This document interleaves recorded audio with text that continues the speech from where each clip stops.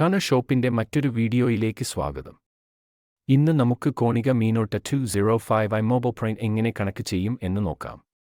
ആദ്യം തന്നെ മെഷീനും നിങ്ങളുടെ വൈഫൈ മോഡവും നെറ്റ്വർക്ക് കേബിൾ വഴി കണക്ട് ചെയ്യുക.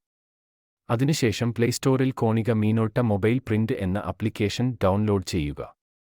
ആപ്ലിക്കേഷൻ ഓപ്പൺ ചെയ്യുമ്പോൾ റൈറ്റ് സൈഡ് കോർണറിൽ ഒരു മെഷീൻ സിംബൽ കാണാൻ സാധിക്കും. അതിൽ ക്ലിക്ക് ചെയ്തതിനു ശേഷം ഓട്ടോ സെലക്ട് ചെയ്യുക. മെഷീൻ എപ്പ് അഡ്രസ് സെർച്ച് ചെയ്യുന്നത് കാണാൻ സാധിക്കും. മെഷീനിൽ സെറ്റ് ചെയ്ത എപ്പ് അഡ്രസ് വരുമ്പോൾ അത് സെലക്ട് ചെയ്ത് ആഡ് ഓപ്ഷൻ കൊടുക്കുക.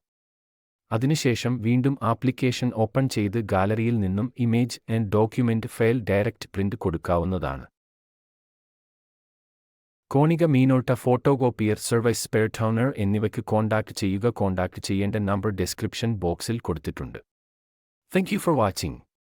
കൂടുതൽ വിവരങ്ങൾക്കായി ഞങ്ങളുടെ ചാനൽ ഫോളോ ചെയ്യുക.